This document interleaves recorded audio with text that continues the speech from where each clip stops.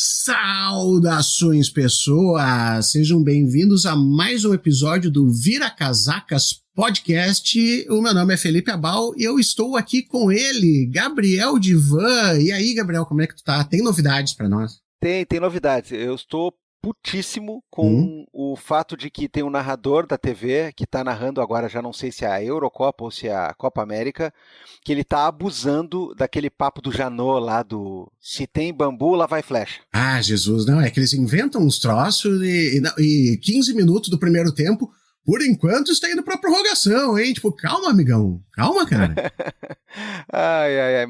Mas assim, esse dia eu vi um jogo, eu não sei se foi Turquia e Áustria, eu não sei se foi Bielorrússia e Paraguai, eu não sei se foi Brasil e Emirados Árabes, eu não sei. Que o cara meteu essa do enquanto tiver bambu, lá vai flecha, ele meteu acho que umas 15 vezes em 10 minutos, assim, foi um negócio impressionante. É aquele negócio que tu nota que alguém diz pro cara, massa isso aí, hein? Ele, não, então agora eu vou usar pra caralho, sabe? Eu tô precisando de uma marca registrada aqui, né? Quem sabe é. Mas, Felipe Abel, eu tenho uma pergunta pra você. E o bambu? Brincadeiras à parte, estamos aqui, né, reunidos para mais um Vira Casacas, mais um papo importantíssimo, mais uma série de reflexões daquelas que, como diria o clássico do cancioneiro popular, pira o cabeção. Né, cara, é o nosso papo. A Dilema tinha aquela, como é que é? O piercing dela refletiu a luz do sol. Claro, e me pirou o cabeção. Mas é claro que lembro. Onde é que era esse piercing, hein? E o bambu? E o salve? E os salves. Isso que é bom. Salve é que é bom.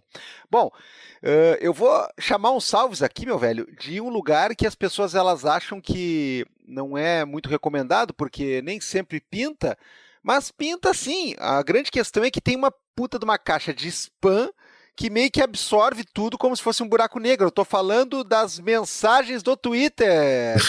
Sim. Às vezes morre um troço lá, cara. 2 meses depois vem vem o azulzinho, assim, aparece, diz, uma mensagem aqui. Que bom, obrigado agora.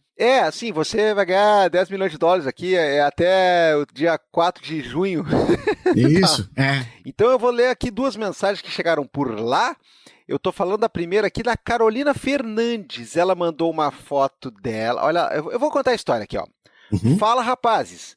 Depois de muito tempo como ouvinte do Vira, hoje vim pedir um salve. Ó, viu só? Sempre é tempo, Felipe. Sempre dá tempo. Está rindo à toa? Não.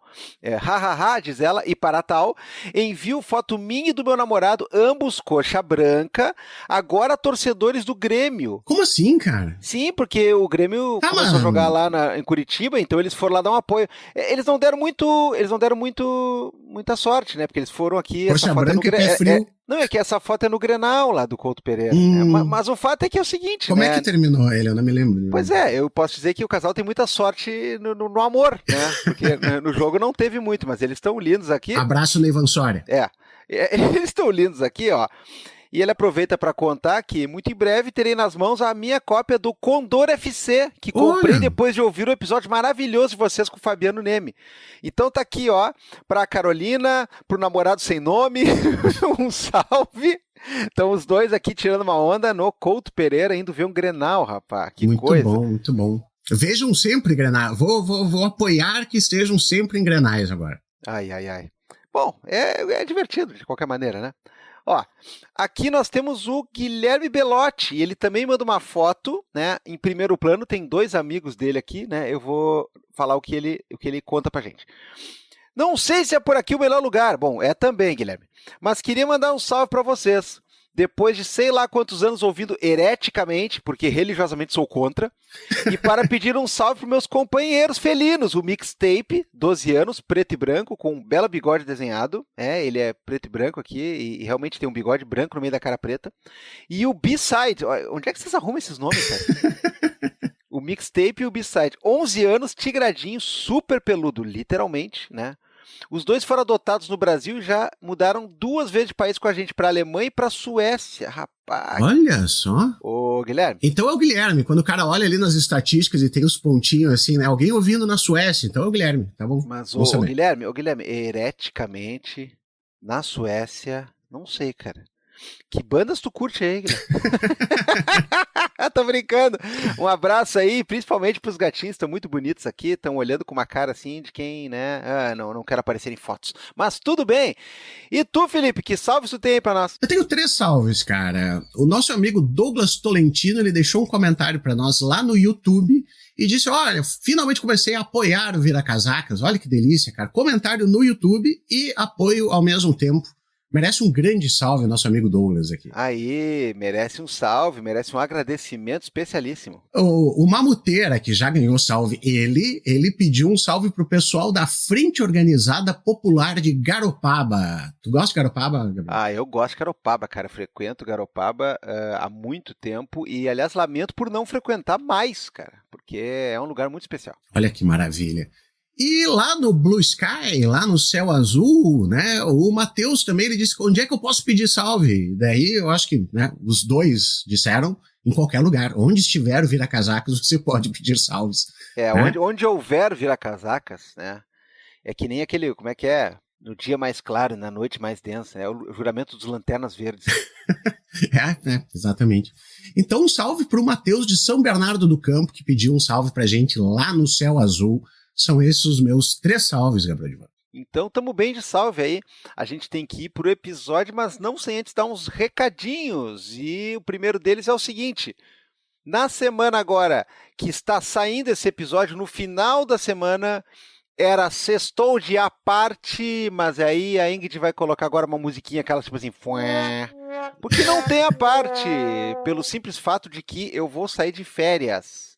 Calma, você vai poder falar mal do A Parte logo em breve, porque eu vou voltar logo. Afinal de contas, né?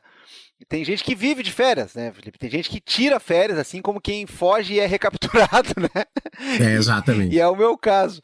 Então eu vou tirar uns diazinhos aí, a casa vai ficar com o pessoal aí, Felipe vai receber os convidados, vai lavar a louça e tudo mais, e então a parte vai dar um sossego, mas é um sossego rápido.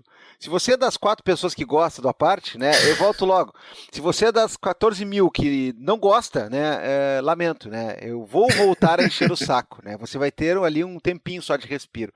Então esse final de semana não tem A Parte, mas lembrando que o Vira Casacas tem, às vezes, né, com férias, mas o Vira Casacas tem A Parte, assim como o RT comentado, alternadamente toda sexta-feira, melhores colunas para você aí, tem o programa de toda terça que bate no seu dial com convidados e convidadas incríveis, tem colunas e coisas e easter eggs e spoilers e mimos e tudo que você pode imaginar entre o nosso YouTube e as nossas plataformas de apoio. Então nós estamos aí. E onde é que dá para pedir salve? Em todo lugar. Exatamente. Nossa, muita informação, Gabriel. Muita informação, né?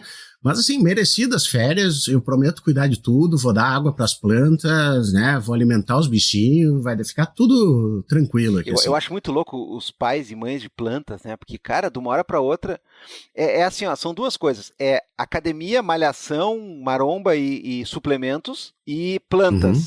Assuntos que eu virei pro lado, eu fui ao banheiro e voltei e todo o planeta sabia falar sobre, menos eu. Então tem umas que tem que deixar no sol, outra não gosta de sol, outra gosta de ficar virada pro oeste, outra gosta de ficar embaixo da mesa. É uma confusão, né? E então, tu que vai cuidar delas aí, tu se vira. Deixa comigo aí, mas sabe o que toda planta gosta? Planta faz isso? Sabe o que planta não faz, Gabriel? Apoiar o Vira Casacas. Você quer ser protagonista? Então apoie, porque planta é eliminada. Viu? Eu mandei bem? É assim? Eu acho que é isso aí, é por aí, por aí. Tá bom. Então, Gabriel, só lembrando o pessoal que quem quiser ajudar o Gabriel a tomar um cafezinho nas férias dele ali, pode contribuir com o Vira Casacas lá no apoia.se/viracasacas ou na orelo.cc. 5 pilinhas ali pra gente poder pagar as férias do Gabriel, as minhas, as da Ingrid, as do Gui, o Lipsin não tira férias, né?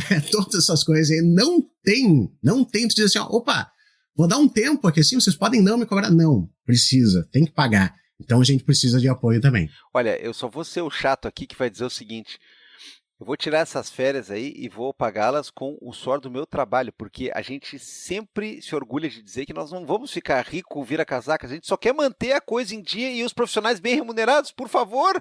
Por favor, por favor. Ai. Ô meu. Onde? Então, se puder, faz isso aí, deixa comentário no Spotify, dá aquele RT bacana, né? Deixa comentário no YouTube. Então, faça alguma coisa, por favor. Mas no mais, Gabriel, faça a coisa certa. Exatamente, faça as coisas certas.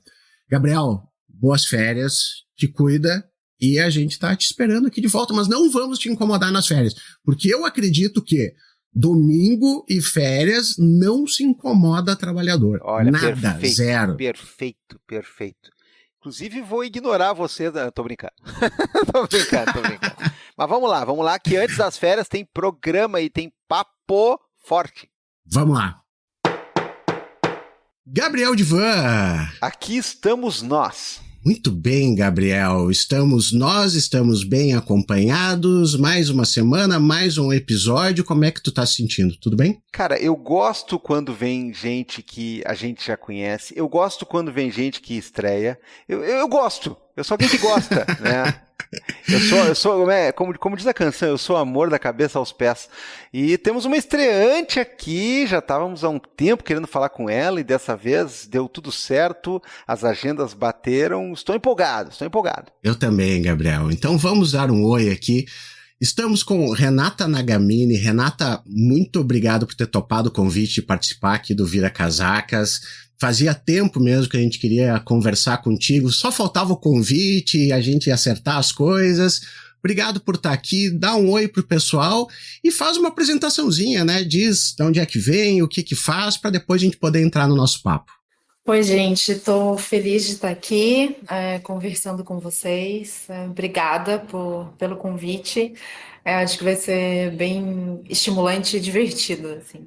Bom, eu sou pesquisadora, atualmente sou pesquisadora de pós-doutorado no SEBRAP e também no Non-Religion, que é um projeto canadense, e tenho estudado, assim, há alguns anos, a essa altura, religião no espaço público, religião, direitos e na disputa pela democracia no Brasil, que é a minha pesquisa de pós-doutorado com financiamento da FAPESP. E mais recentemente tenho com colegas um projeto sobre as conexões entre o agro e cristãos, que a gente tem chamado de agrocristianismo, mas, enfim, é o termo a gente está pensando na categoria. E é basicamente isso que eu tenho feito, além de twittar e escrever artigos, enfim, essas coisas. Peraí, o Felipe falou uma coisa aqui que eu vou ser obrigado a pedir uma retificação, assim. Não é assim, ó. Estamos aqui com o Renato Nagamini. Oi, tudo bom? Não, pera só um pouquinho. Se eu tô... Felipe, imagina a situação, assim, ó. Eu estou no meu castelo, tá? De chambre. Aí vem o mordomo e diz assim, senhor Gabriel, estou aqui anunciando o Renato Reverendo Vidal Cauano Nagamini. Eu demito esse cara, porque eu digo assim, como é que o senhor não me avisou com 24 horas de antecedência? Parece uma pessoa... Eu achei de uma chiqueza, Renata, assim, né? Achei de uma imponência. E vocês não estão vendo aqui, né, na nossa conversa, tá, o nome todo, mas é uma coisa impressionante. Olha que coisa séria. Que mistura é essa aí, hein? E por que tá esse nome inteiro na conta que eu tô usando? É o meu nome completo, porque, enfim, eu sempre brinquei que é sinal de que os meus pais, quando tiveram a primeira filha, não tinham, assim, muito bom senso, né? Não conseguiram chegar a um acordo em relação ao nome, puseram os dois da mãe e os dois do pai, assim. Família toda de imigrantes de partes diferentes do mundo, japoneses, ingleses, espanhóis e italianos, deu nisso. Que loucura, mas muito legal mesmo. Bom, Felipe, poderia começar perguntando uma coisinha assim, para já ela poder falar assim, falar e desatar a falar? Claro, cara, fica à vontade. Eu sei que isso aí pode entrar na nossa conversa, Renata, no começo, no meio, no fim, e certamente iria aparecer, mas já vamos tirar, né? Eu ia falar para tirar o bode da sala, mas talvez a gente bote o elefante nela, né? De uma vez por todas. E na semana passada, e não só na semana passada, mas há muito tempo, mas na semana passada foi, eu acho que de todas as imagens dessas que se repetiram, eu achei a mais plasticamente impactante, assim. A gente tem um monte de pessoas, né, fardadas com o uniforme da Marinha entoando um cântico numa espécie de né, culto ali, com o pastor meio que comandando e as pessoas assim. E há muito tempo se brinca, né? Olha, e aí usa-se aqueles exemplos da ficção, né? Isso aí vai virar... Aí tu evoca, sei lá, né? Aquela coisa da Gilead, da Atwood, ou outra coisa assim. Né? Isso aí tá parecendo não sei o que. Só que assim, a gente está vivendo num país onde existiu, e alguns vão chamar de balão de ensaio ou cortina de fumada, mas assim, existiu uma tentativa de pelo menos se testar até onde iria uma legislação fora do razoável completo para tentar debater uma questão de aborto, para inclusive retroagir em relação a coisas que a gente já tinha há muito tempo consolidado como mínimas. Todo o tempo se procura estabelecer uma jogada de rede, se botar uma cerca, né, lá num limite muito avançado para alguém vir a negaciar, dizer, não, volta, tudo mais. E há esse teste o tempo todo que é sempre de balizas e parâmetros conservadores. E isso, em relação a forças de segurança, como forças policiais e forças militares, como Marinha, Exército e Aeronáutica, isso aí está se transformando numa coisa que é mais do que uma mania, é mais do que uma espécie de cultura, no sentido de ser uma moda entre os integrantes, e está virando já uma coisa que começa a ficar num sentido de que, sim, né, daqui a pouco nós temos que parar de falar disso como um exemplo meio grotesco, como um exemplo meio alegórico de algo que, olha, está caminhando para... Na tua opinião, está caminhando para, já que, né, a gente vai falar muito aqui de religião, de espaço público e, né, poderes, né, se pode falar assim, está caminhando para em que nível? Já caminhou, já temos que fugir, né? Enfim, né? Começando por aí, porque não sei se vocês viram essa imagem, né? É muita gente uniformizada, eu acho que é Marinha, né? Porque é branco, assim, e é aquela coisa de cantar a música e tudo, e não é uma coisa do tipo assim, olha, tem muitas pessoas de tal fé, tal culto, tal credo, num mesmo ambiente. Isso aí é algo que é normal, né? Até certo ponto eu diria que é normal. Agora, tá havendo sim uma equiparação meio bizarra, né? Tá havendo um amálgama aí. Eu não sei se eu tô também exagerando ou se sim, essa é a preocupação de quem tá mais por dentro do que nunca. Eu vi as imagens. Eu tenho um gosto especial, assim, pela circulação de imagens, pela produção de imagens. Me interessa perceber a inteligência e imaginação dos atores que se autodeclaram religiosos, mas não só. No que a gente chama, né, na pesquisa e no grupo de pesquisa em que eu trabalho, de fazer religião no espaço público.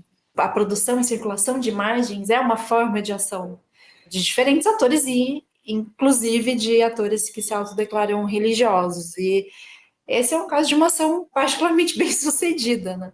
Eu entendo com colegas de pesquisa que, em geral, concentra as preocupações, né, no debate público, assim, os evangélicos, eles aprenderam a navegar antes de outros atores não só religiosos, os novos, chamados novos meios de comunicação, né? E parte dessa expertise passa não só pela produção de imagens, mas pela produção do que a gente chama de controvérsias. Assim. Por quê? Porque com as controvérsias, os discursos circulam mais. Assim. E por mais que haja críticas, né, a determinadas produções discursivas, ou seja, algo que as pessoas falam, sempre há ganhos relativos, assim, de alcance, por exemplo. Né? Eu acho que esse é um caso. E aí, bom, quando a gente pensa em termos de religião no espaço público, né? Assim, acho que no caso específico dessa imagem, a gente está falando de práticas evangélicas, né? De vertentes evangélicas, do evangelicalismo, assim. Podem ser pentecostais, né? Pentecostais, protestantes históricas, mas a gente está nesse universo. Mas o debate sobre religião no espaço público ele é mais complicado, assim, porque a gente está num momento em que tem, enfim, mudanças também importantes no âmbito do catolicismo e elas passam muito ao largo das percepções e, por outro lado, uma conexão mesmo entre discursos sobre não só o que é a ordem no Brasil, mas o que deve ser a ordem sociopolítica brasileira, né? e modos de imaginar essa ordem, o que é desejável para o Brasil.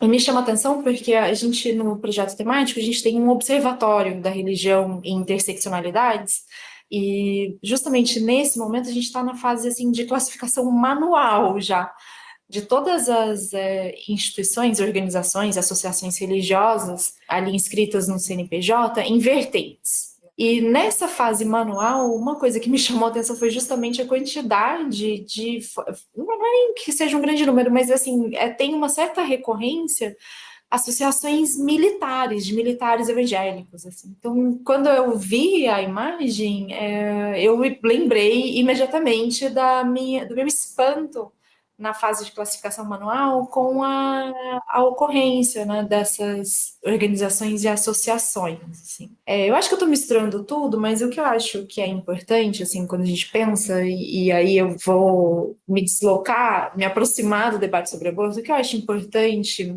ou pelo menos para mim tem sido importante pensar na pesquisa, no que diz respeito à religião, é que a religião se faz, né? E ela se faz sempre, assim, contextualmente. E quando a gente fala que ela se faz contextualmente, que é uma fórmula quase uma fórmula, assim, de pesquisadora, né?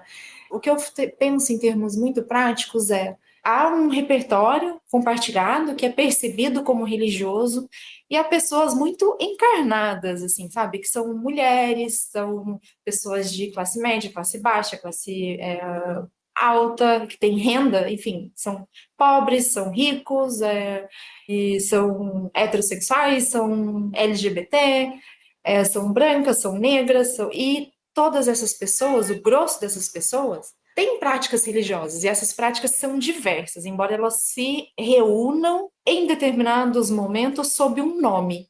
Eu acho que a essa altura do debate, assim, já há um entendimento, né, de que os evangélicos não existem como uma totalidade, assim, como uma totalidade monolítica, mas eu percebo que muitas vezes, quando a gente fala de religião, especialmente dos evangélicos, a gente ainda produz uma certa totalidade. E eu acho que o debate sobre o aborto, sobre o PL, né, especificamente, eu acho que ele acabou dando para a gente, por um lado, uma percepção mais clara, ou pelo menos a gente pode ter uma percepção mais clara, assim, do modo de ação de determinadas lideranças políticas que se reúnem na frente parlamentar evangélica, por um lado, e por outro, do quão arriscado muitas vezes, produzir essa totalização dos evangélicos, assim, quando a gente se desloca para as pessoas, para a vida vivida dos direitos, por exemplo, fora do debate das grandes lideranças, das lideranças que têm maior acesso aos meios de comunicação, que têm maior público em canais, e lideranças políticas. Né? Por que eu estou dizendo isso? Porque ao mesmo tempo que o PL foi proposto por uma liderança política que se autodeclara evangélica, ele foi rechaçado, né, por mulheres evangélicas, por exemplo, pelo grosso de mulheres evangélicas, cristãs, brasileiras de uma maneira geral.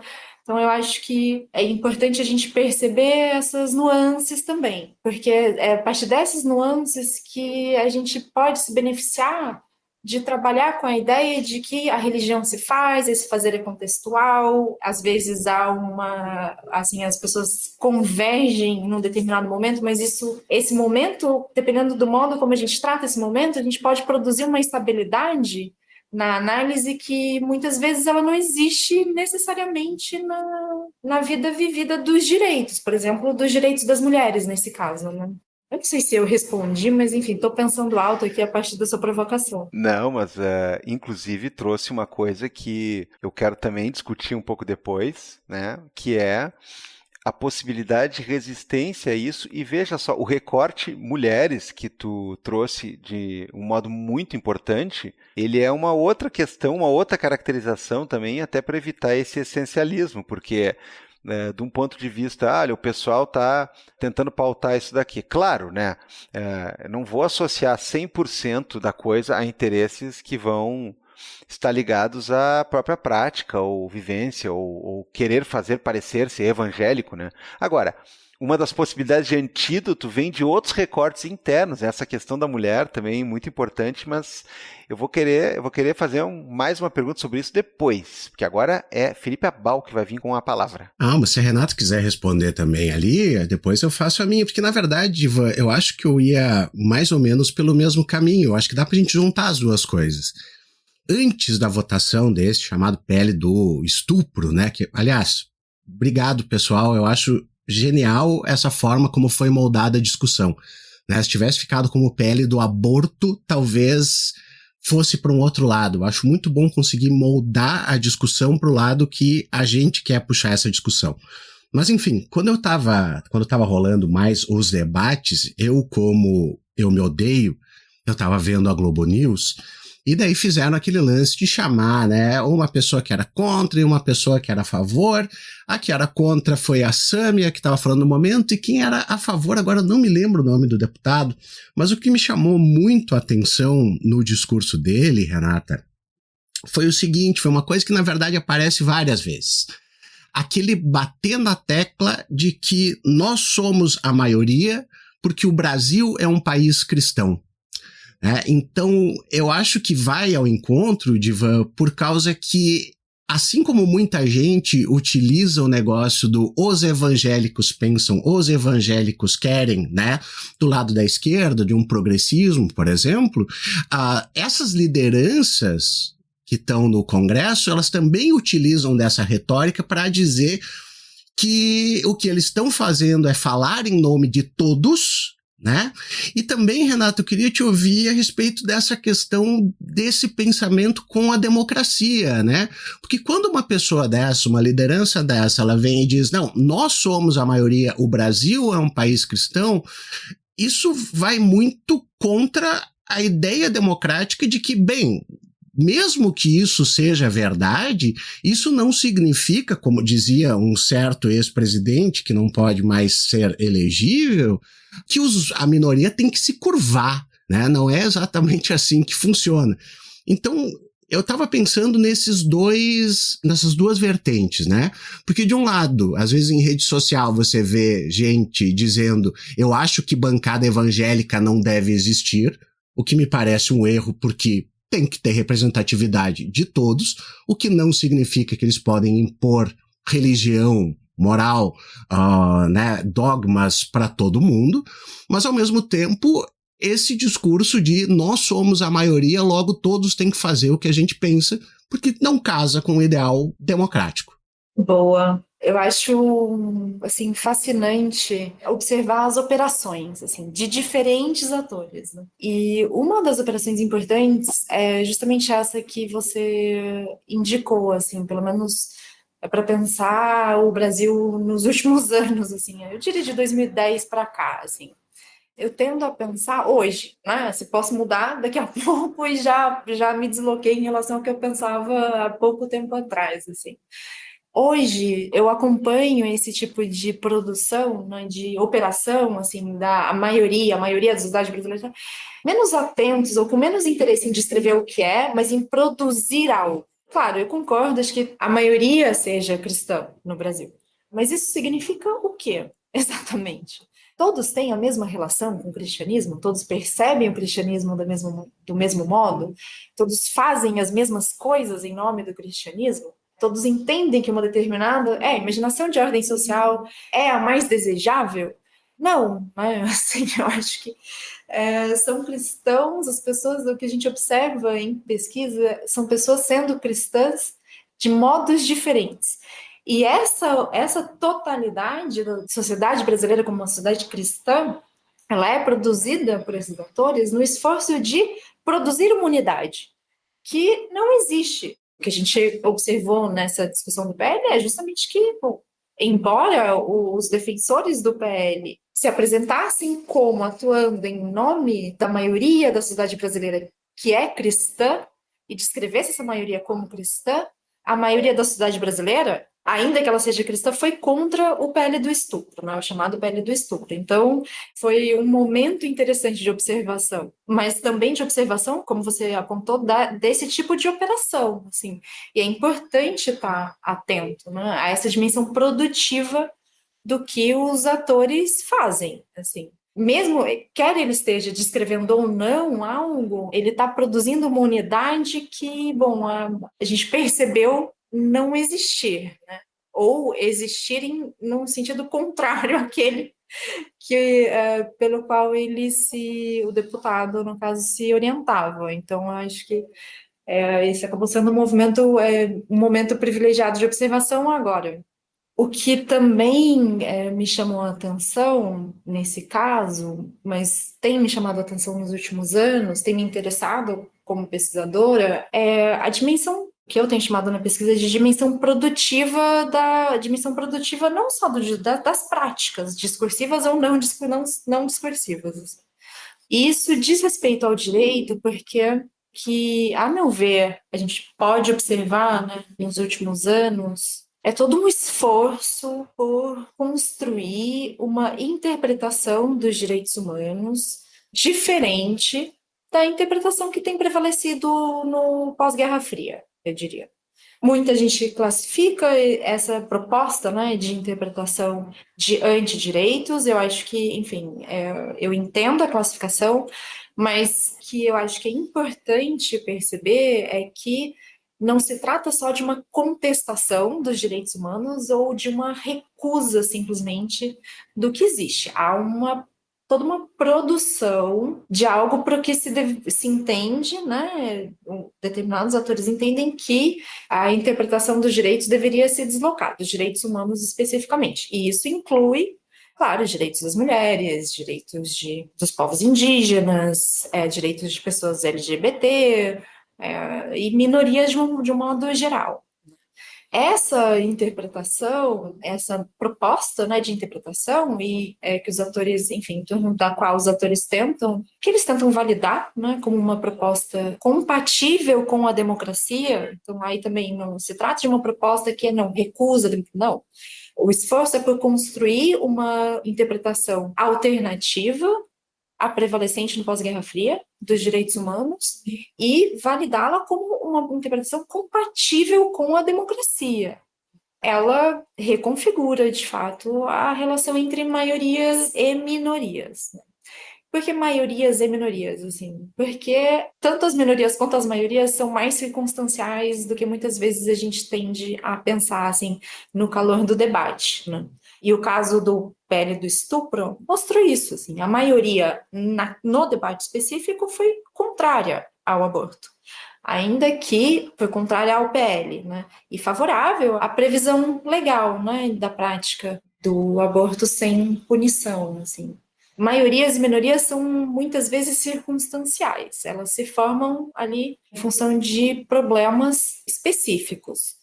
E nesse esforço assim, de proposição, né, de validação de uma outra interpretação dos direitos humanos e outra em relação a essa prevalecente no pós-Guerra Fria e de compatibilização dessa interpretação com a democracia, essa relação entre maiorias e minorias, eu concordo com você, eu acho que há uma mudança mesmo, e essa mudança ela vai no sentido de uma espécie de majoritarismo, pelo menos no plano discursivo, majoritarismo, tensionando uma ideia que me parece central na Constituição de 88, que é a ideia de pluralismo, né? O compromisso da Constituição ali no preâmbulo da Constituição, de um compromisso com a construção de uma sociedade pluralista.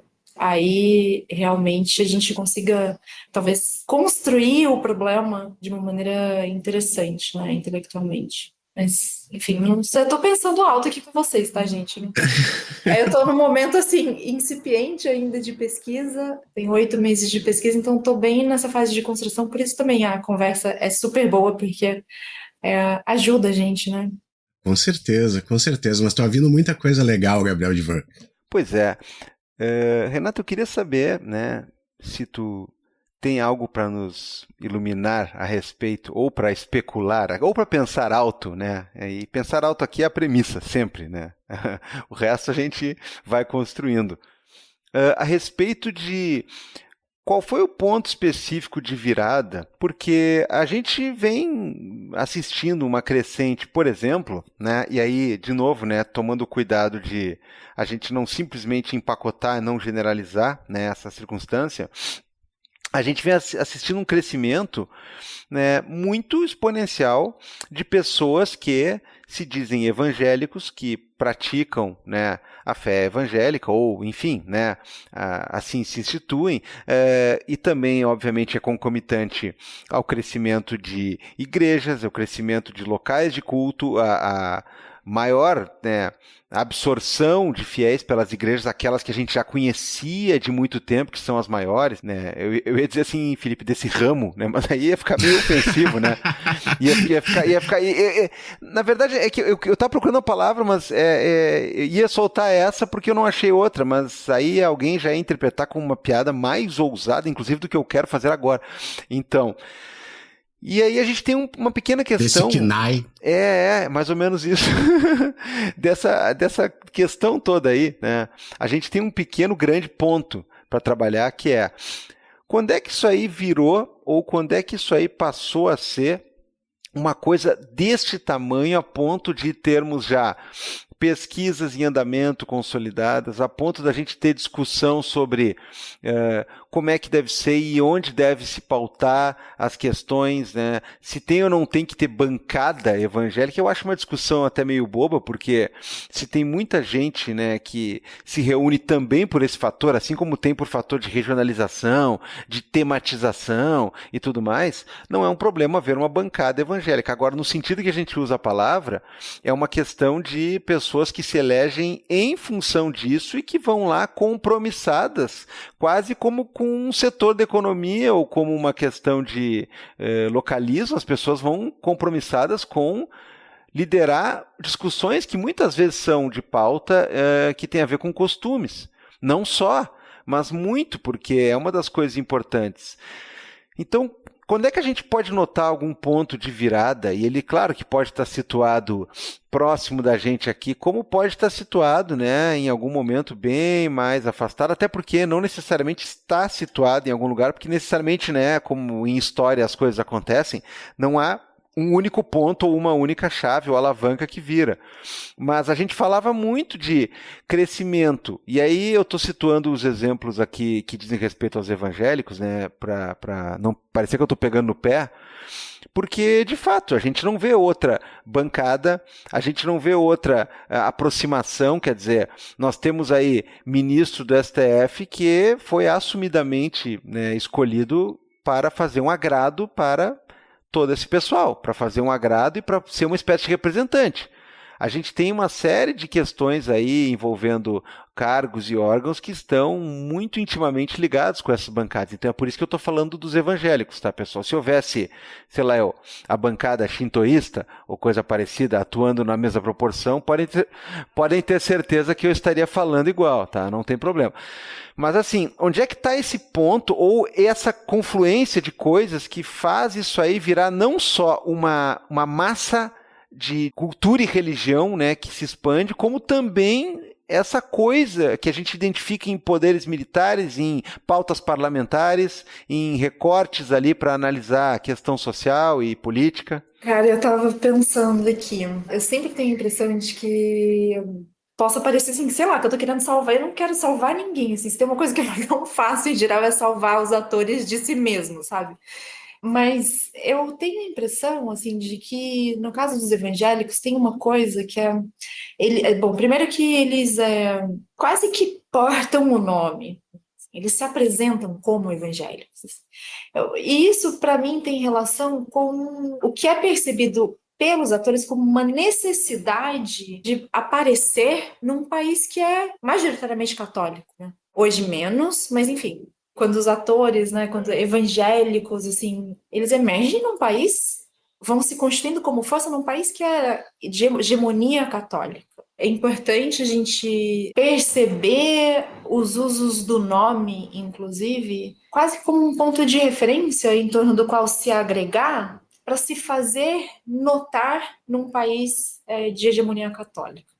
Eu acho que isso é importante, assim. Se tem chamados, os próprios atores chamam, né, muitas vezes de conservadorismo católico, também é importante. Eu acho que o catolicismo tem outros meios, né, de atuação, Mas é importante percebê-los e perceber como eles se conectam, né? Como católicos e evangélicos, por exemplo, se conectam no legislativo, no judiciário, né? Tem um relatório do ISER que saiu recentemente com a supervisão do Rodrigo Toniol, que é um super pesquisador, assim, é professor da UFRJ e da Unicamp, se eu não me engano, posso checar depois, e a Lívia Reis, enfim, Tabata Tesser e tudo mais, acho que eles têm um mapeamento. Então, eu gosto de sempre lembrar dessa hegemonia católica, né, e também de toda a reconfiguração do catolicismo em curso, porque essa conexão é importante. Assim, por exemplo, se a gente lembrar do Ministério dos Direitos Humanos e sobre a Damares, assim, tinha a Damares e tinha a Ângela Gandra. Eles, assim, esses atores se conectam. E tem uma coisa que é assim, eles se conectam sob o nome cristão e às vezes sob o nome evangélicos, né? No caso ali enfim, no debate público se tem chamado de conservadores ou simplesmente evangélicos, ali na frente parlamentar evangélica, mas isso não significa que inclusive lideranças políticas que integram a chamada Frente Parlamentar Evangélica falem só sobre religião, né?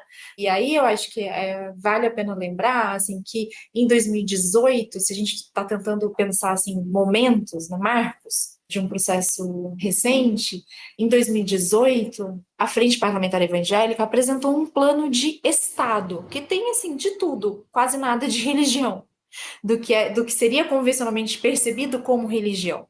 Então, tem ali um plano de Estado que fala, enfim, de questões tributárias, é um plano de Estado mesmo, no sentido mais convencional do termo, e fala de educação, de reforma administrativa.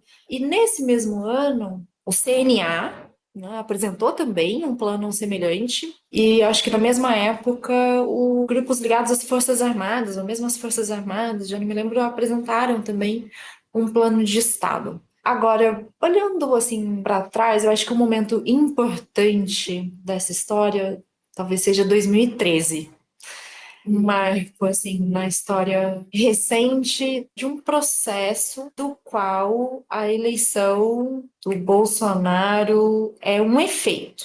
Ela muda o processo, também pode ser percebida como efeito de um processo, que eu, pelo menos até hoje, talvez repense, mas que eu, em vários momentos, assim, dos últimos anos, olhei como um processo de autonomização do projeto político do agro, por exemplo. Eu acho que quando a gente tenta entender assim, esse processo, a gente muitas vezes olha, tô falando da gente assim, né? Não, sei lá, um agente imaginado, assim, tô interagindo aqui com uma instância.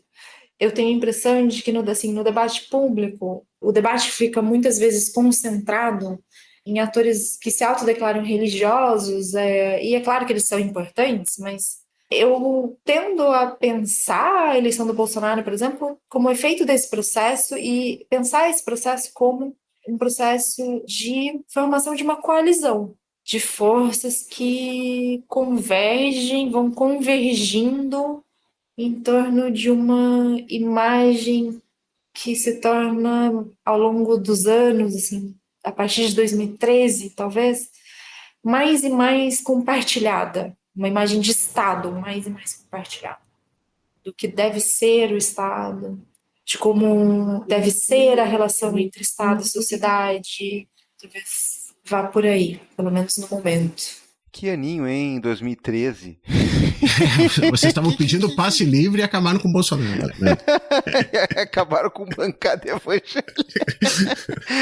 Aqueles que reduzem, né? Uhum. Pesquisadora Renata Nagamini diz que... Meu Deus, olha, isso que é duro, né? Assim, eu nem tinha tentado essa possibilidade. Pesquisadora da USP afirma que o movimento Passe Livre causou projeto do aborto.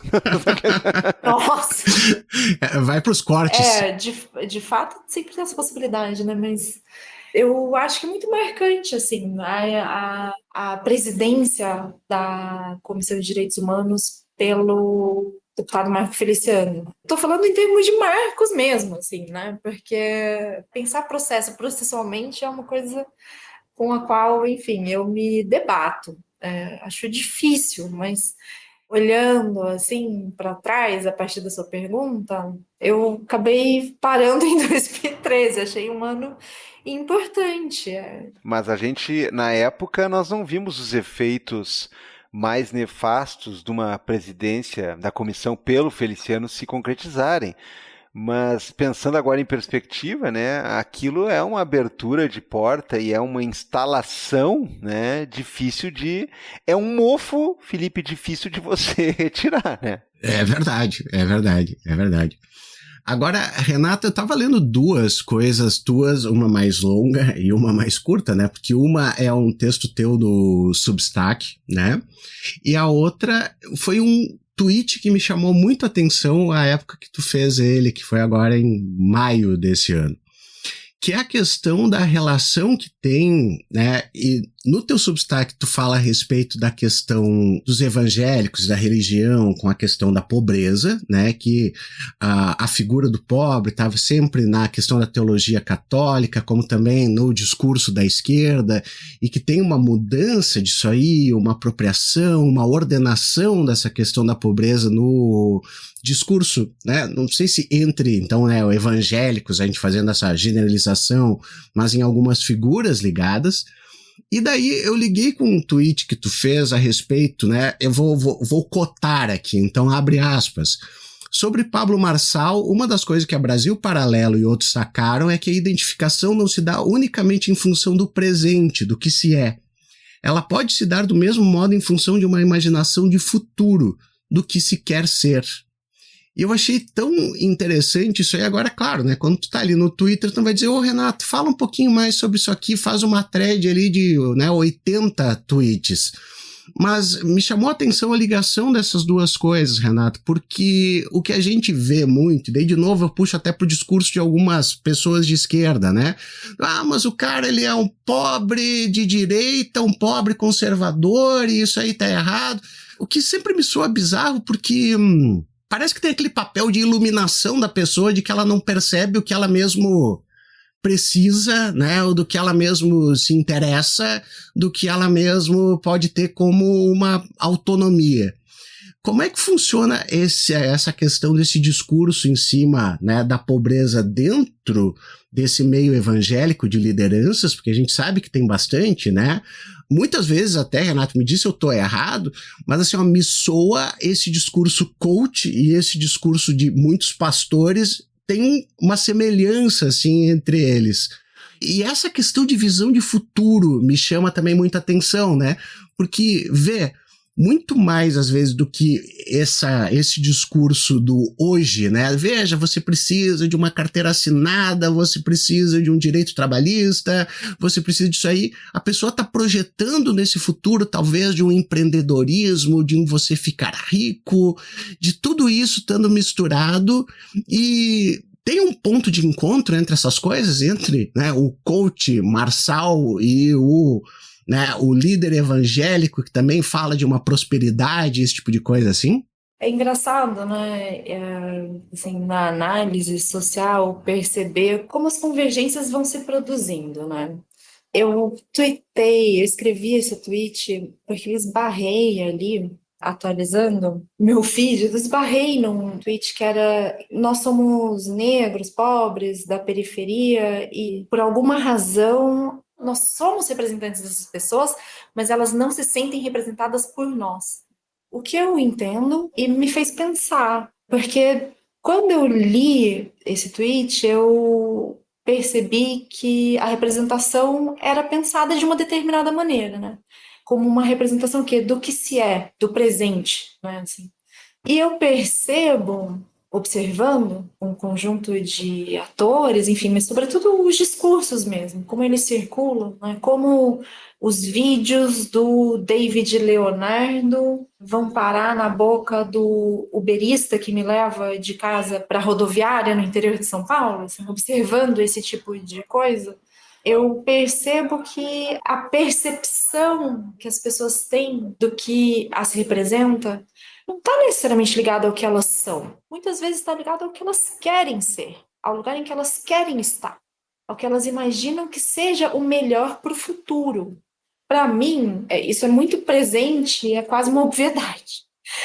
Mas eu estava nessa coisa muito imersa na pesquisa e esbarrei nesse tweet, assim, e eu falei, nossa, tem uma diferença em relação ao modo como como se pensa a representação.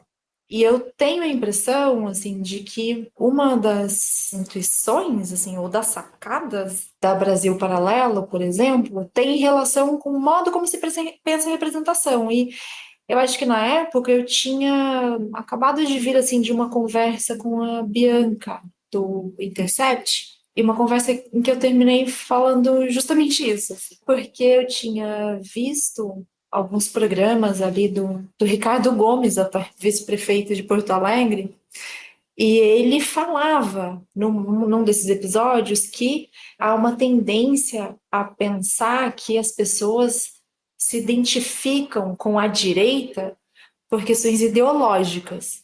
E ele dizia, não é necessariamente por questões ideológicas. Eu achei interessante que um ator político tivesse essa percepção, porque muitas vezes a identificação, de fato, no debate, é percebida como uma questão ideológica ou de valores. Não necessariamente acontece assim, né? Pelo menos no que eu observo. Às vezes acontece, às vezes é como as pessoas constroem as coisas, e às vezes não é.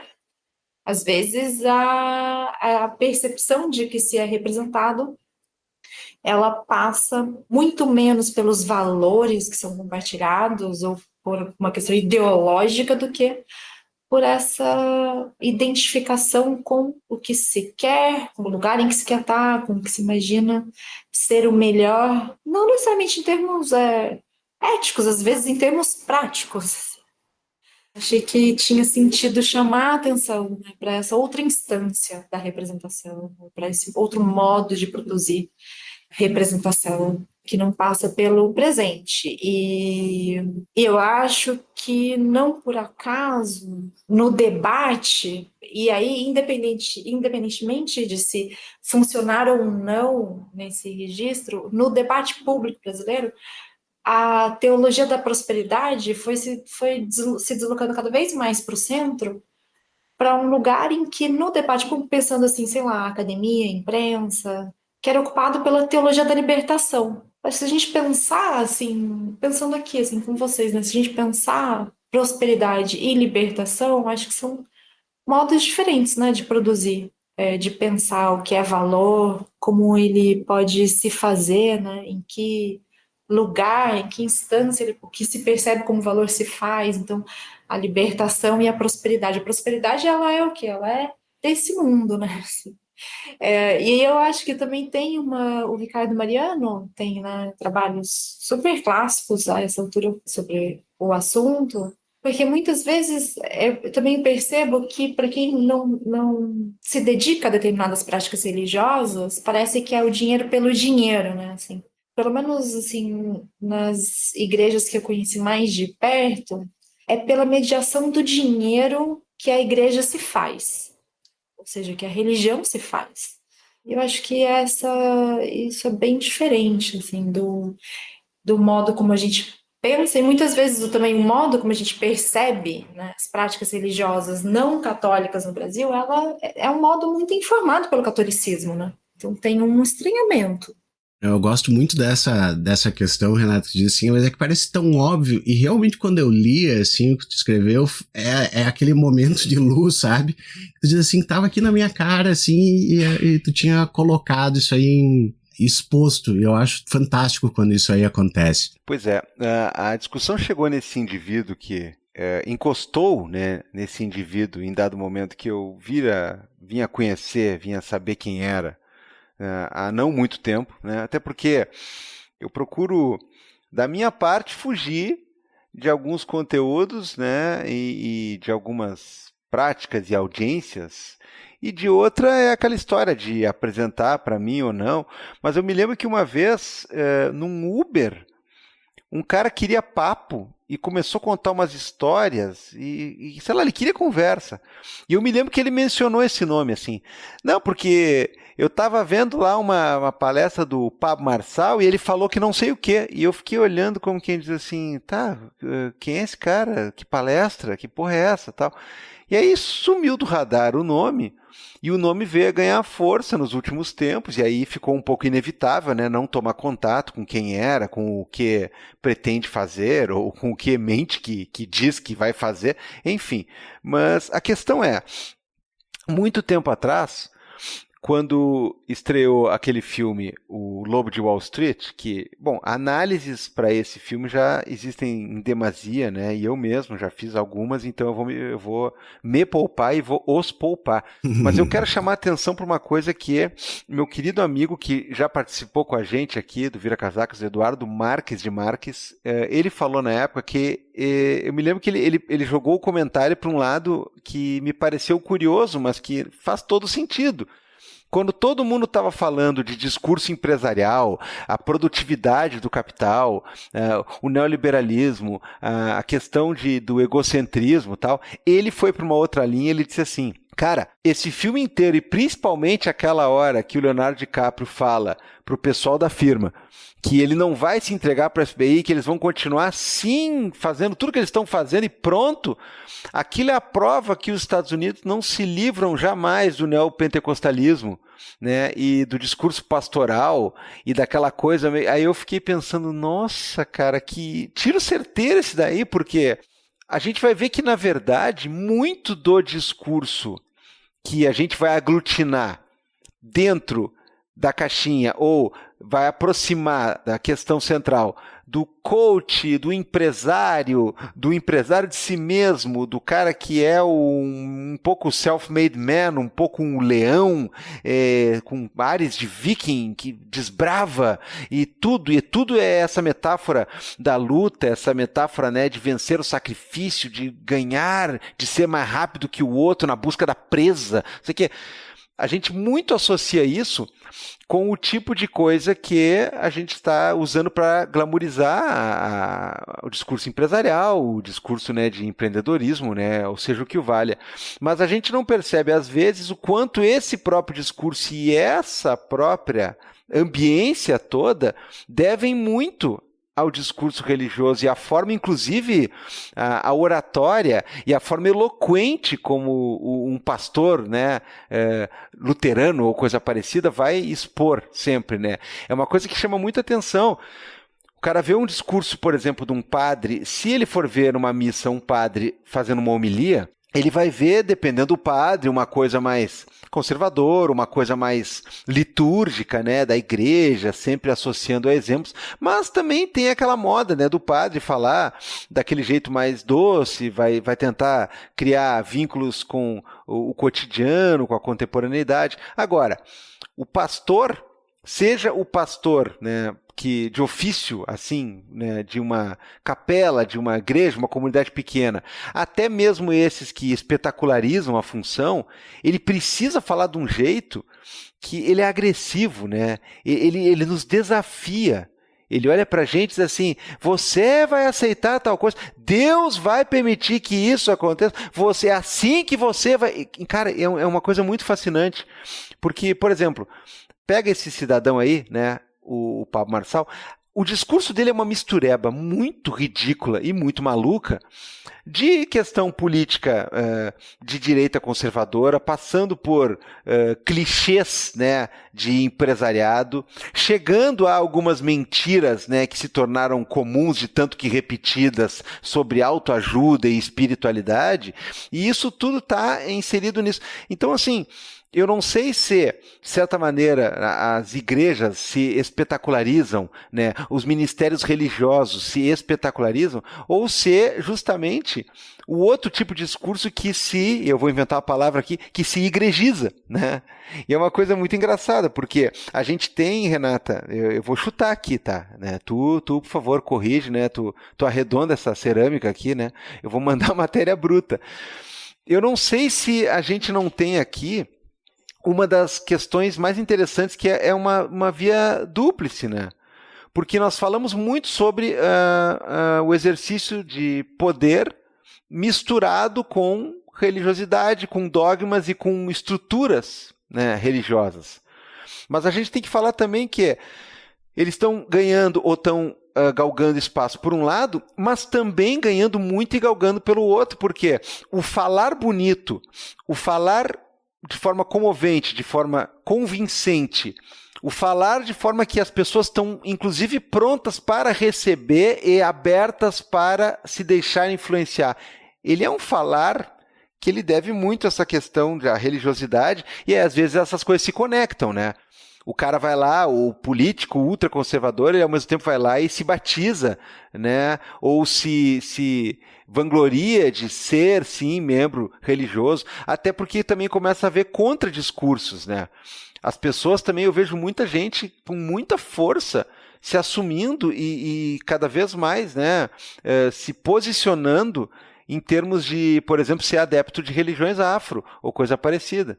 Então está havendo um discurso e um contradiscurso que, por vezes, não é uma coisa de religião no sentido literal, mas ele está inteiramente banhado, né, desses aspectos e ele está bebendo dessas fontes. Ou estou viajando demasiadamente? Não, adorei. Eu adoro pensar assim também. Eu acho super estimulante, eu acho que ajuda a gente a entender as coisas, a repor a complexidade assim, das coisas. Eu adoro pensar assim, eu acho, para mim tem todo sentido. Quando eu falo pensar assim, é o quê? Pensar coisas em relação.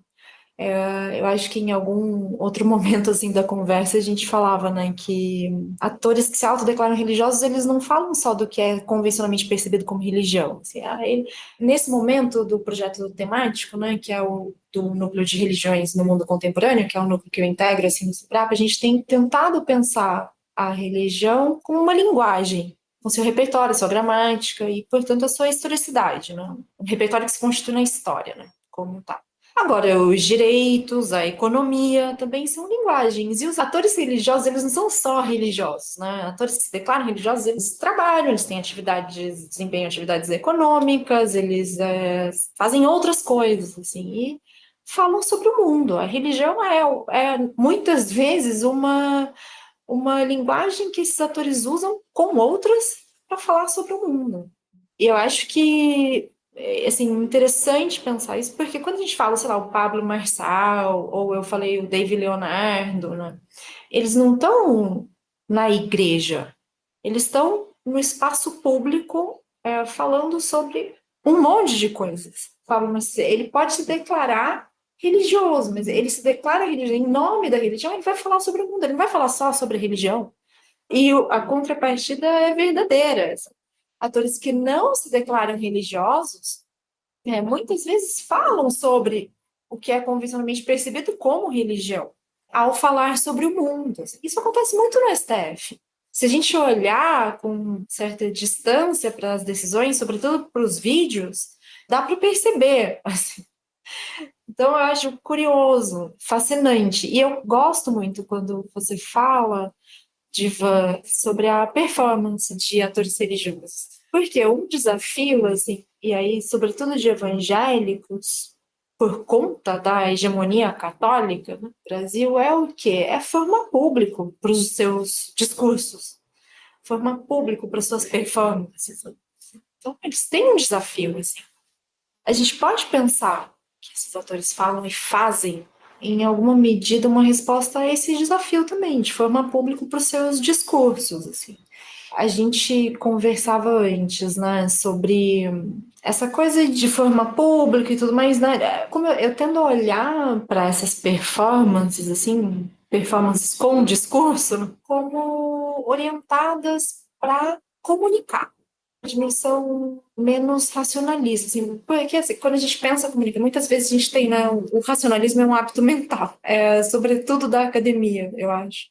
Então, eu acho que a gente tende a pensar muitas vezes os discursos como, bom, eles estão orientados a comunicar algo, e a gente fica muito preso, assim, ao conteúdo do que os atores estão falando e tudo mais.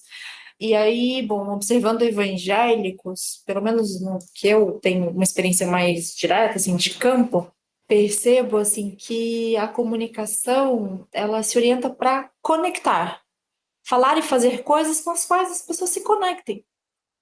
Seja porque aquilo tem sentido, assim, tem sentido num sentido mais racional e tudo mais, daquilo que atrai, quase que numa dimensão sedutora mesmo, né? Eu me lembro que a gente trabalhou alguma literatura, assim, sobre outros sentidos de comunicação, menos racionalista, em algum momento das nossas discussões no projeto temático, por conta desse desafio que pensar a religião no espaço público hoje põe. E mais, aí eu concordo com você, mais da parte de vertentes evangélicas do que do catolicismo. Eu acho que isso não significa que o catolicismo não tem uma dimensão performática também. Tem, assim. Ela é mais, me parece mais assim, dramática e mais racionalista também do que evangélicos, por exemplo. E eu acho que quando você fala, né, que me fascinou assim na sua pergunta, que é quando o pastor fala, não, isso é assim, não sei o quê, mas não é, né? Ele não está descrevendo o que é, mas ele está dando uma forma sensível ao futuro. Eu acho que e é com isso que as pessoas se conectam, assim, Olha, muitas Renata, vezes. vou lançar uma braba incidental aqui, né? Porque eu me lembro que quando começou uma escalada muito grande de igrejas evangélicas e de pessoas que em censo passaram a se declarar evangélicas, né? E num guarda-chuva que cabe muita coisa dentro dessa palavra, né? Por favor. O pessoal falava assim que, olha, o culto evangélico ele movimenta mais, ele apela mais, em todos os sentidos da palavra, inclusive no bom, né? Que eu estou descrevendo aqui. Enquanto o culto católico ele está muito preso em certas liturgias que ninguém mais aguenta, missa muito demorada, muito parada. E aí começou a se falar daquele movimento chamado carismático, né? Que visava renovar o próprio culto da Igreja Católica com mais participação, com mais cantoria, uma coisa para deixar o negócio mais energizado, talvez para animar e tudo mais. Mas não era a monotonia, na minha opinião, que fazia com que começasse a haver o desnível. É justamente essa simbiose, né, entre a gente estar querendo estar mais acostumado estar mais preparado para essa coisa motivacional energética aos moldes do coach e, por sua vez, né, o próprio coach também está capturando essa essência que está no ar, entre outras coisas, né, por motivos e por fontes religiosas, para virar esse amálgama, né? Então, não é uma questão de se tem mais musiquinha ou não, né? Acho que a gente atualmente está mais preparado e a forma do capitalismo atual, a forma das relações atuais, a forma como a gente vê a produtividade e principalmente, né, o que a gente entende por sucesso atualmente, passa por esses marcadores que tem tudo a ver com o discurso desses caras, seja o coach, seja o pastor. E não tem muito a ver com o aconselhamento, né, do padre ou coisa parecida, né? Eu acho que assim, eu acho que é por aí, eu acho que muito passa pelos usos de formas, assim, tornando sensível e perceptível para as pessoas algo que é uma possibilidade. E muitas vezes é uma possibilidade, só se torna uma possibilidade porque esses atores dão forma sensível mesmo, se tornando perceptível, inteligível, né? E muitas vezes dando direção à ação. Eu acho que quando eu falava da Brasil Paralelo ali e tudo, eu acho que essa é uma questão da direção.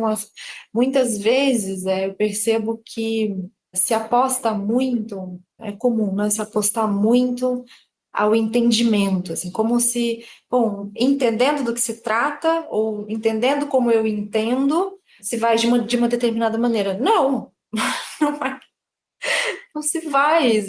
A ação ela não é necessariamente orientada pelo entendimento, isso é um pressuposto. Muitas vezes a ação ela é orientada por imaginação compartilhada mesmo, daquilo que se quer, daquilo que se deseja. E essa conexão passa por essa capacidade de dar forma. Eu acho que há mesmo, eu concordo com você, acho que há um aprendizado mútuo de como dar forma ao futuro. E dar forma ao futuro é torná-lo possível no presente.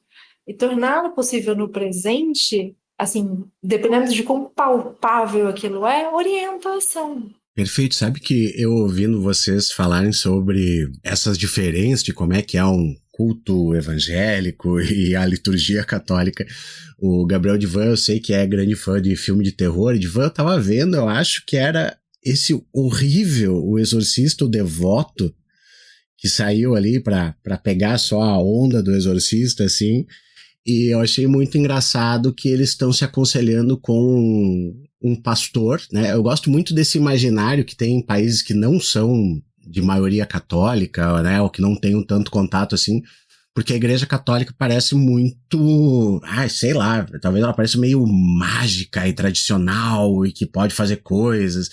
Porque tem um ponto do filme que eles estão se aconselhando com um pastor e quando o negócio aperta, que o demônio aparece de verdade, assim, eles dizem, não adianta, vamos ter que chamar um padre católico. Não, e os diabos, eles são setoristas, né, cara? Que tem aquele filme, tem um filme muito maluco, né, que tem uma caixa lá que aprisiona um diabo judaico e tal, aí aí eles têm que chamar uns rabinos lá, e aí vai o Matiziarro, o cantor de fato, ele é o ator do filme, ele vai lá tentar resolver, tipo, o rabinão diz que não vai se meter, daí manda o Matiziarro, que é uma espécie de vice lá, e aí daí... Cara, mas assim, não dá pra chamar, por exemplo, esse padre, não, porque esse aí é judeu. Aí o outro lá com o pastor, não, volta pro padre, né? Não, isso aqui é da Igreja Católica, isso aqui não entra no nosso âmbito. Contato Celso Roth. Mas o que é maravilhoso, eu adoro isso, porque eu, às vezes, assim, provocando amigas, trago essa coisa do diabo. E o que é maravilhoso do modo como vocês lembraram da cena é que todos eles têm uma coisa em comum, né? Todos eles levam os demônios a sério, assim. E a gente também leva, né? Quem não é a gente, digo eu não sou religiosa, mas assim, eu também levo os meus demônios a sério, sabe? E talvez mudam os modos de lidar com os demônios. Mas tem uma coisa compartilhada que é levar os próprios demônios a sério, né? E todos esses têm essa coisa compartilhada e todos eles levaram os demônios a sério. Não, mas eu achei muito engraçado, assim, quando chega nesse momento, assim, eu digo, caramba, agora chama o padre que não adianta mais. Renata, só pra gente partir pra nossa finalização aqui, eu vou jogar agora também, acho que vai ser um negócio que não é fácil de ser respondido. Que é o seguinte, muitas vezes se fala também, por exemplo, em relação ao governo Lula, que o Lula ele vai ter que se comunicar com os evangélicos, ele vai ter que conversar com os evangélicos. E normalmente quando se diz isso, então, é naquele sentido de ele não pode falar que ele é a favor do aborto, ele não pode falar, sei lá, que é a favor de casamento homoafetivo, sempre vem nesse sentido de ir contra algum grupo, né, porque acham que é isso, então, que vai satisfazer os evangélicos se ele falar, né, aquele tweet que o Lula faz depois da questão do PL do estupro, né, eu sou contra o aborto, mas, parará, e daí todo mundo do PT, aliás, fez um negócio quase todo mundo, né, fez um negócio mais ou menos parecido, por causa que se você falar que é a favor, vai desagradar. Quando a gente vê todo esse negócio de que, bom, não existe os evangélicos, para que lado que dá para ir nesse negócio de comunicação, né? Para onde é que se pode ir para tentar, então, né, se comunicar? Não vou falar nem atrair ou pegar o voto, coisa do gênero, mas não se confunde muito esse negócio do discurso conservador com o discurso que vai agradar os evangélicos? A resposta honesta e óbvia eu não sei, né? Mas pensando, a Paula Montero, né, que é supervisora do projeto temático que eu integro lá no SEBRAP, chama bastante atenção para isso quando ela fala, né, publicamente, que é assim, uma coisa que a gente nota observando evangélicos, e hoje, enfim, acho que isso é extensível a praticantes de outras religiões e mesmo não religiosos, mas que era muito evidente assim nas práticas de evangélicos é que eles experimentam aquilo que funciona e o que não funciona, do ponto de vista comunicacional mesmo. E o que é funcionar? Funcionar é gerar conexões, assim, muitas vezes, não necessariamente a gente que concorda, muitas vezes a gente que discorda radicalmente, porém impulsiona, faz um determinado discurso chegar mais longe, sabe, do que ele chegaria sem aquela discordância e tudo sem aquela controvérsia, enfim. Então, esses atores, eles, uma coisa que eu aprendi, assim, e aí eu acho que é aprender mesmo, porque se eu faço, né, se eu acho que isso é válido, quando se coloca, né, a questão de, bom, tem que se comunicar, bom, tem que se comunicar, então tem que experimentar, para ver o que funciona ou não. Claro, experimentar com base em quê, né? Eu concordo, eu acho que você tem um ponto mesmo, assim, não é uma questão de orientar a comunicação para o voto, para conseguir o voto, não é isso. Se comunicar é, bom, comunicar é produzir conexões e manter relações, né? Eu acho que isso é importante. E aí, pensando aqui, assim, eu acho que a gente falou, né, em outros momentos da nossa conversa, que religiosos não falam só do que é convencionalmente percebido como religião, né? Eles falam do mundo. Tem que falar do mundo, do país, enfim, com evangélicos também. E partindo dessa compreensão de que eles, evangélicos, não falam só de religião e não falam só da chamada pauta dos costumes também. E mesmo quando falam, não falam só de um determinado modo, né? Acho que o modo como se constrói um problema importante.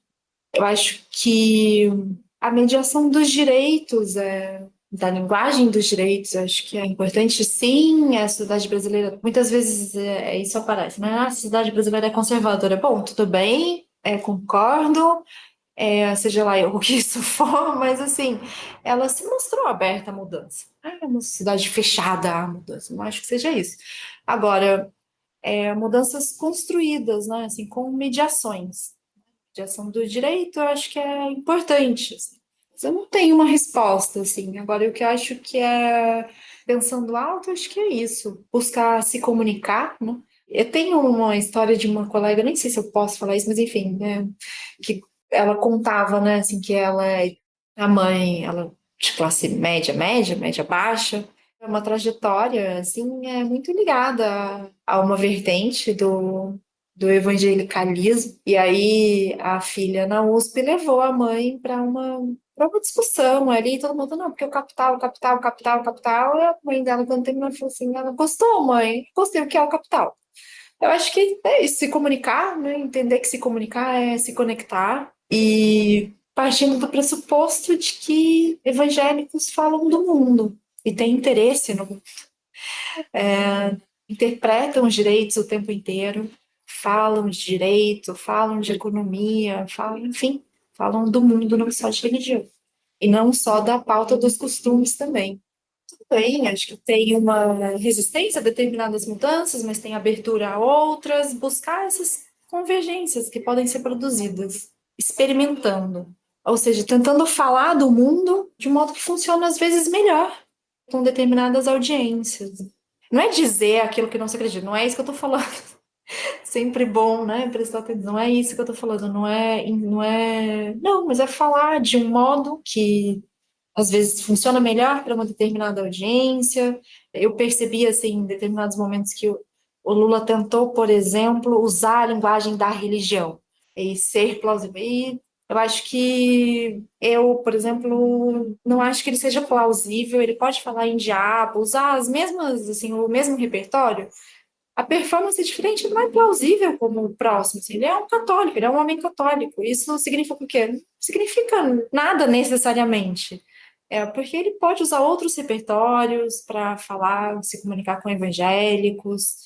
Eu acho que, bom, se, sei lá, o Lula é católico, os evangélicos são evangélicos, todos são cristãos, mas também não precisa falar necessariamente como cristão, tem que ir experimentando. Muito bom, Gabriel Divan. Está satisfeito? Podemos chamar as nossas dicas culturais, porque aqui teve muita coisa para a gente refletir, muita coisa para pensar.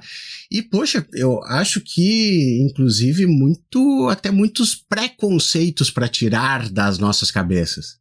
Não, e a gente sabe que é uma pesquisa que está em curso, né? Que está, diz a nossa convidada, em fase incipiente, mas já tem tanta coisa para pensar e colocar, né? Resta a gente deixar aqui um pré-convite para ver como é que anda isso daí, como é que a gente vai desenvolvendo essa pesquisa e assim como os resultados que vão aparecendo e as conclusões que vão sendo, né, alcançadas, o pessoal precisa saber, já que terminamos aqui a última rodada falando de comunicação também, né? É importante dizer isso. Muita coisa mesmo, hein? Eu acho que dá para dizer que está de bom tamanho, assim, né, Felipe Abal, para que é bem pouquinha a reflexão que ficou no ar, assim, Pô, né? tá louco. Muita coisa, muita coisa. Chama aí, Gabriel. Chama quem é que vai entrar agora? Vai ter mais convidado? É isso? Vai entrar uma pizza, eu acho. Claro que eu vou chamar as dicas culturais. E eu estou falando de O Artesão, pizzas artesanais pré-assadas. Você compra ou pede a pizza do artesão, finaliza ela esquentando na sua casa. É o que eu costumo dizer aqui. Qualidade ingredientes que vão surpreender você, combinações de sabores, tudo que parece que você está no restaurante mais chique de todos, mas você, na verdade, está no lugar mais chique de todos, que é a sua própria casa, ou onde você quiser. O Artesão está em todas as redes sociais, principalmente na das fotos lá. Acompanhe tudo que o Artesão tem, não é só pizza, não, tem muito mais coisa. E você pode pedir o Artesão pelo Zap Zap ou pelo telefone. Lembrando que o Artesão vai entregar em Porto Alegre, região metropolitana, vai entregar também em Criciúma, Santa Catarina. Tem as lojas físicas para ir lá buscar. A gente ainda pode ser que tenha algumas questões ali com as entregas, principalmente na região metropolitana, mas as lojas do Artesão estão bombando e você avisa que é ouvinte do Vira Casacas. E aí você não paga a teleentrega. É bonito demais, é bonito demais. E também temos o apoio dela, a editora Funilaria. A editora que, a gente não cansa de dizer, está publicando coisas que servem muito bem para você começar a se situar no agora, no que anda acontecendo, nas coisas que aí estão, nesse labirinto. O catálogo da Funilaria é incrível, você vai encontrar inclusive muita coisa para você acessar gratuitamente, você vai encontrar muita promoção bacana e tudo isso lá no site da Funilaria e no Instagram, procura por Editora Funilaria e se for comprar, usa o nosso cupomzinho aí para tentar morder um descontinho. É isso aí, Felipe Abal? Perfeito, Gabriel Divan, perfeito. Quem é que começa com as dicas? Maravilha, eu vou começar já, porque eu já estou falando aqui, eu já engato aqui. Vai lá. Eu vou dizer uma coisa para vocês, meus queridos, Felipe e Renata. Eu, contando nos dedos, tá? E não preenche toda a mão, eu vou contar aqui quais foram os animes que eu tinha visto até semana passada, tá? Vamos lá. Número 1. Vampire Hunter D, porque me chamava muita atenção a capa dele na locadora de VHS quando eu era criança, né? E ele não estava lá junto com os desenhos de criança, ele estava junto com uns filmes, assim, de gente grande. Eu ficava, ué. Aí eu fui lá olhar o Vampire Hunter D, e de fato, né, é uma história que mistura questão de vampiro com, né, caça a vampiro, com um futuro meio apocalíptico, mas meio medieval. É uma coisa bem bacana, eu acho legal esse desenho, sabe? Eu acho legal. Aí depois eu vi o Akira, né, que eu acho que pouca gente da minha geração escapou do Akira, e o Akira é maravilhoso, tanto em quadrinho quanto em filme, né? Me amarro muito no Akira. E há não tanto tempo atrás assim, eu assisti o Evangelion, né? Porque eu sinceramente, eu cansei de perder as piadas, assim, me venceu o Evangelion, né? Eu digo, tá bom, vamos lá, vamos assistir, porque eu não aguento mais todo mundo fazendo referência a essas coisas que eu não sei o que são, né? E eu gostei bastante também, achei bem legal. E aí, semana passada, essa lista aumentou, Felipe Abal. Eu vi um anime, por livre e espontânea vontade, e eu olhei a chamada, olhei o thumbnail dele lá no serviço que eu utilizo, eu olhei a sinopse e, por incrível que pareça, eu quis ver, né? Eu disse, não, vou ver. Isso aqui são 12 episódios, cada um com 20 minutinhos, eu vou assistir, né? O responsável por essa proeza se chama Bartender, né? Que também tem um subtítulo, Glass of God, né? A Taça Divina. E, cara, vocês sabem que tem anime sobre tudo, né? A grande conhecedora de animes, né? A nossa amiga Moara Juliana, eu até mandei uma mensagem para ela, para dizer assim, Moara, estou assistindo um anime. E ela, o quê? Eu disse, não, eu só queria te comunicar isso, porque tu é representante oficial da marca Anime no Brasil, né? Então eu tô te comunicando, eu tenho que pedir permissão pra ti. E eu bartender. Ela disse, eu não vi esse ainda, mas eu tô louca pra ver e tal. É muito interessante, porque ele tem todos os clichês que um anime tem, ele tem o andamento, ele tem a trilha sonora de música japonesa, de frases motivacionais meio bregas, ele tem aqueles conflitos meio cafonas, ele tem aquelas sugestões assim, que tem uma sugestão meio romântica, amorosa, mas não se concretiza, é meio infantilizado, mas é adulto, enfim.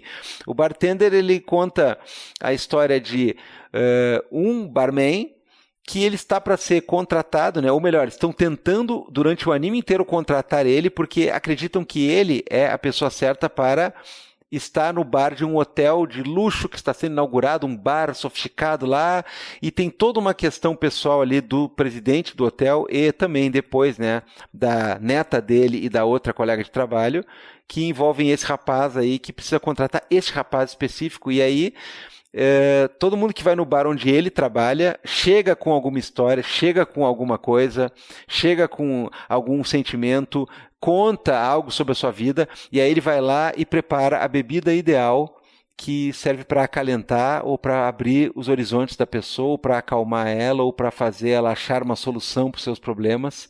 E aí é uma puta de uma propaganda de bebida, porque aparece todas as marcas de bebida, aí eles falam das receitas dos drinks, tal, e ele usa as bebidas falando pelo nome e tudo mais, tal. Enfim, é isso, e a pessoa vai no bar dele e ele nota pela lapela que está molhada de saliva que a pessoa estava com um bebê e ela está extenuada e por isso ela precisa de um drink que seja tanto reconfortante quanto também forte para que ela possa meio que, né... Cara, é uma coisa muito idiota, mas é tão fofinho assim, eu achei bem legal. E eu vou dar mais um destaque aqui, que num dos episódios vai lá uma pessoa que ela quer provar uma bebida japonesa específica e aí não tem lá, ela não está encontrando a bebida e ele propõe assim para ela, quem sabe tu não bebe uma coisa que tem uma intensidade parecida, que tem uma combinação de sabores no palato meio parecida, mas quem sabe tu não te abre para uma coisa nova. Eu posso preparar para você uma bebida que eu escolher, tá? E a mulher, pode, o que tu vai fazer? Eu vou fazer uma bebida que é uma bebida tradicionalmente tomada no Brasil, Felipe Abal. Aí ele pega uma garrafa de 51 e prepara uma caipirinha e explica a origem da caipirinha e as proporções do limão e do açúcar e por que serve isso aí. Eu achei fascinante. E é claro, como eu sou desses, né, que Brasil foi citado! Aí eu fico feliz. Né? Muito bom, muito bom.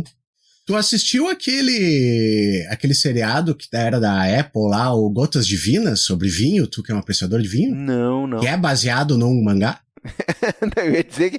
Eu achei que tu ia dizer... Tu assistiu aquele anime... Eu acabei de falar que só assisti 4 na vida. Não. Ele é um seriado baseado no mangá. Não, esse não. Ah, é bem legal, cara. Eu acho que eu já dei de dica a ele antes, viu?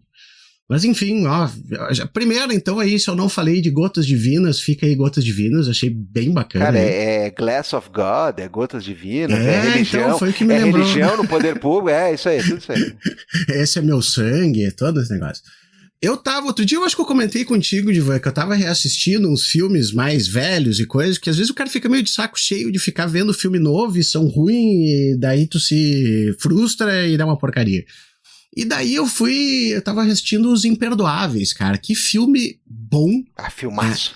Filmaço, assim, atuações boas, a história é boa, é tudo bom, né? Tinha o pai de um amigo meu que falava, o Gene Hackman, né? Tá muito bem, assim, cara, olha, mas enfim, não é a minha dica Os Imperdoáveis, apesar de que se você nunca viu ou viu há muito tempo, veja também. Mas e daí, sabe o que eu me lembrei, Gabriel Divan? Um autor que eu acho que tu gosta. Se eu não me engano, eu já vi coisas tuas, a gente já conversou a respeito. Cara, se alguém não leu Meridiano de Sangue do Cormac McCarthy, por favor, faça esse favor pra gente. Não, esse aí é pesadíssimo. Esse aí é faixa preta, meu. Mas é muito bom, né, cara, também, assim, ó, ele é pesado mesmo, assim, né? Eu vou ler um livrinho pra tirar a cabeça das coisas. Não, esse não é o livro. Agora, é tão bem escrito, né? Ele te coloca tão dentro da situação que é fabuloso, né? Eu li aquele A Estrada muito antes de eventualmente saber. Isso foi sobre a Estrada, que tem que tu tweetou uma vez, exatamente. Muito antes de saber que ia ter um filme, e eu pensava assim, né, cara, isso aqui daria, nas mãos certas, isso aqui daria um filmaço. E eu acho aquele filme muito, muito bacana também, enfim, mas o livro é melhor. O livro é melhor. Então aqui vai ficar minha dica, Meridiano de Sangue, destrua sua cabeça. Tá aí. Renata, dica ou dicas culturais que valem tudo, vale ser sobre o episódio, vale ser sobre coisa que nada tem a ver com o episódio, vale ser coisa para, né, desanuviar a cabeça, vale ser coisa para mergulhar ainda mais nas trevas, é você que decide. E pode ser muito mais que uma. Eu ando muito, assim, numa fase de trabalho muito intensa e acabei ficando nos últimos meses, nesse último semestre, entre a literatura, enfim, científica e a ficção e a não ficção. Mas, estranhamente, eu tenho dificuldade de enquadrar assim, como ficção a Annie Ernaux.